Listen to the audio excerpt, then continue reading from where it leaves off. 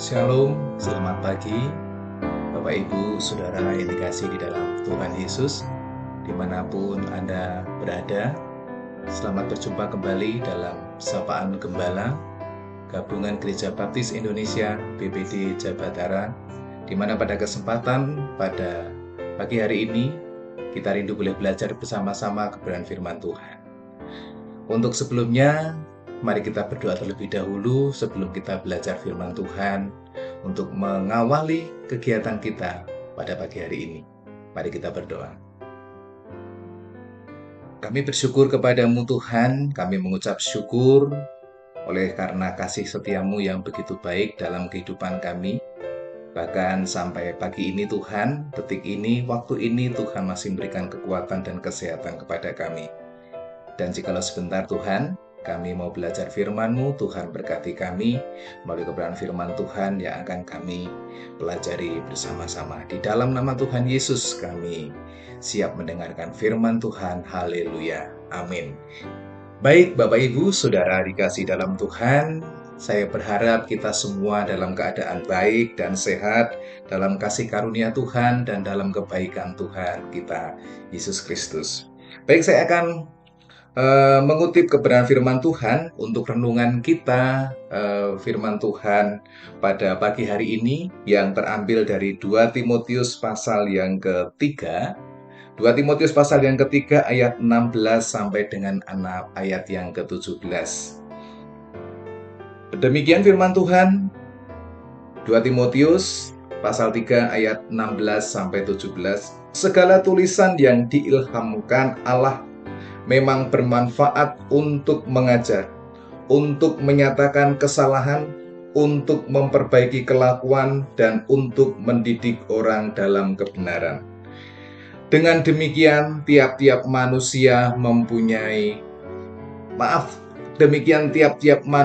kepunyaan Allah diperlengkapi untuk setiap perbuatan baik. Amin. Bapak Ibu Saudara yang dikasihi di dalam Tuhan, pada firman Tuhan ini saya ingin memberikan judul atau topik, yaitu apa nasib dunia jika tanpa Alkitab? Atau apa nasib dunia tanpa Alkitab?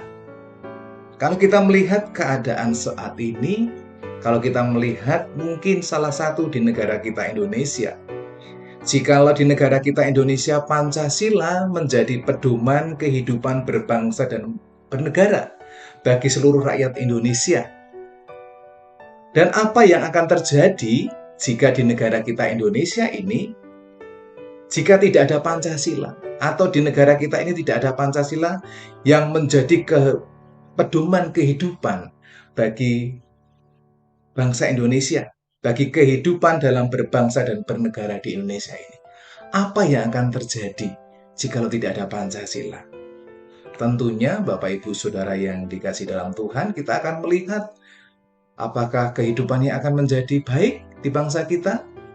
Nah, kalau begitu, demikian juga dalam kehidupan kita atau dalam secara umum dalam dunia ini, apa nasib dunia jika tidak ada Alkitab? Tentu mungkin kita bertanya, apa nasib dunia jika tidak ada Alkitab? Kita percaya sebagai orang Kristen yang sudah percaya kepada Tuhan Yesus sebagai Tuhan dan Juru Selamat dalam hidup kita, Alkitab adalah firman Allah.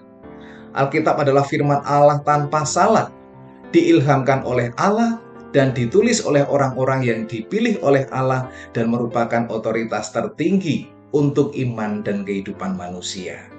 Dan menjadi satu-satunya pedoman iman, moral, dan rohani untuk seluruh gereja kita sebagai gerejanya Tuhan. Oleh sebab itu, Bapak Ibu sudah dikasih Tuhan, sebagai seorang Kristen yang sudah percaya dan telah menerima Yesus Kristus sebagai Tuhan dan Juru Selamat dalam hidup kita, kita harus mempercayai bahwa kebenaran firman Allah adalah firman Allah dan segala tulisan yang ada di dalam Alkitab adalah diilhamkan oleh Allah sendiri.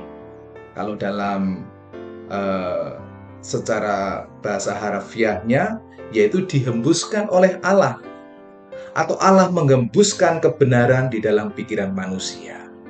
Oleh sebab itu, Bapak Ibu Saudara yang dikasihi dalam Tuhan, kebenaran-kebenaran firman Allah dalam Alkitab akan menolong kita untuk bertumbuh dalam kehidupan Kristen, baik dalam iman maupun pengetahuan kita tentang firman Allah. Kalau tadi dalam judulnya, apa nasib dunia jika tanpa Alkitab? Apa nasib dunia tanpa Alkitab? Bagaimana kita akan belajar bersama apa peran penting Alkitab dalam kehidupan manusia, khususnya dalam kehidupan orang percaya? Apa peran penting Alkitab? Dari firman Tuhan 2 Timotius pasal yang ke-3 ayat 16 sampai yang ke-17, saya akan kembali membacakan bagi kita. Segala tulisan yang diilhamkan Allah memang bermanfaat untuk mengajar, untuk menyatakan kesalahan, untuk memperbaiki kelakuan, dan untuk mendidik orang dalam kebenaran.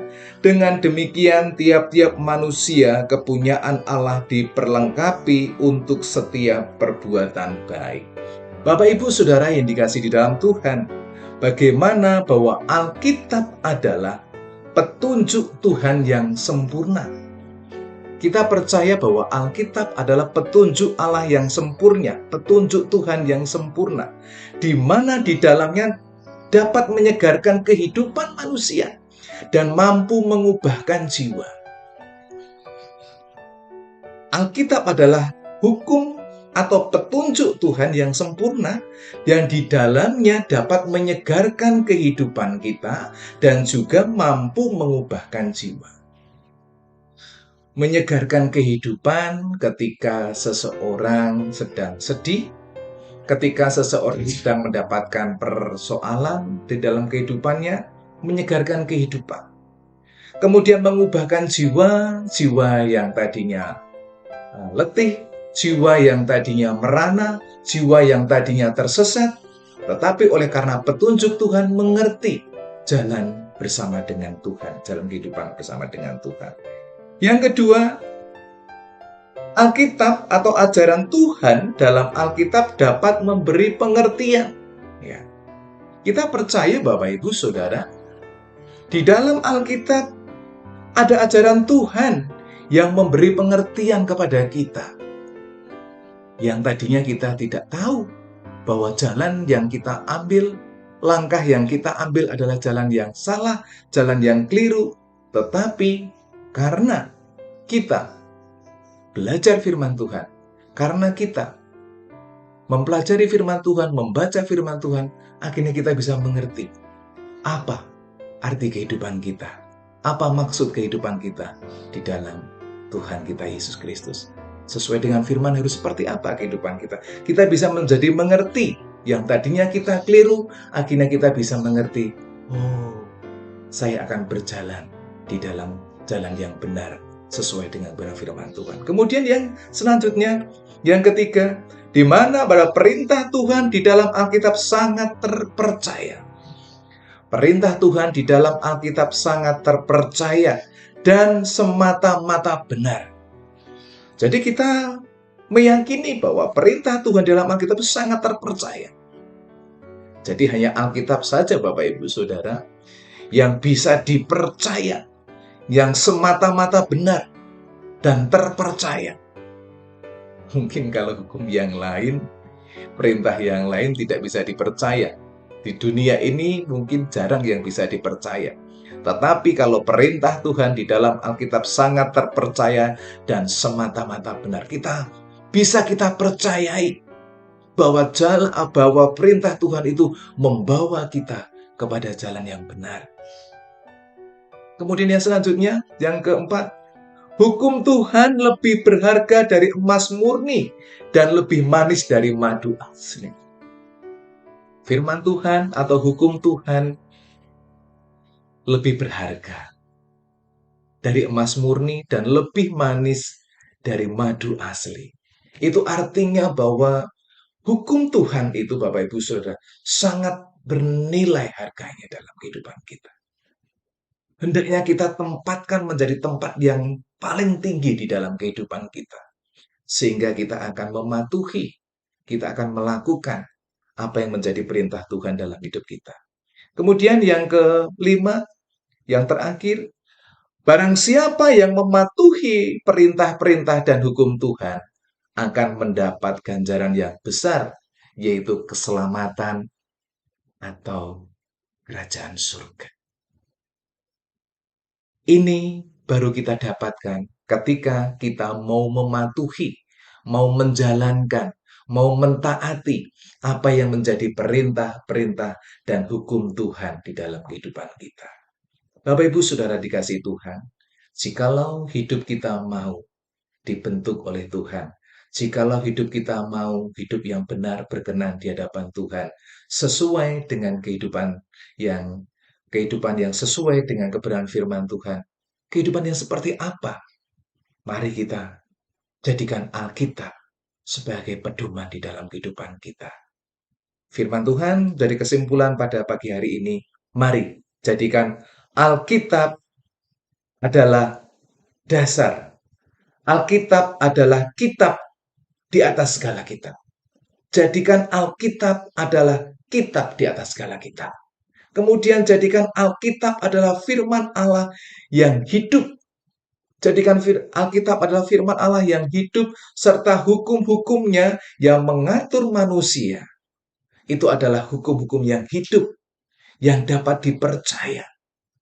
Kalau dalam kitab Mazmur yang ke-19 bahwa kehidupan hukum-hukum yang di dalamnya mengatur kehidupan manusia yang dapat dipercaya. Dan yang terakhir, sebagai kesimpulan terakhir, bahwa Alkitab adalah hukum dan wasit, pelita dan lampu, api yang menghanguskan, tangan Allah, dan gada yang menghancurkan.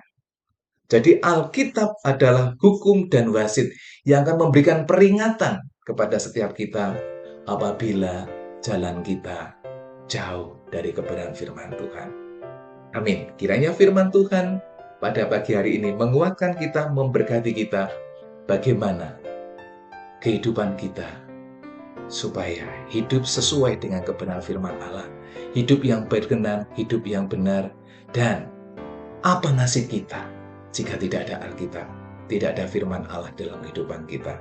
Tentunya kita akan tersesat, Bapak Ibu Saudara. Mari kita berdoa. Amin. Tuhan Yesus, kami mengucap syukur kepadamu untuk pagi hari ini.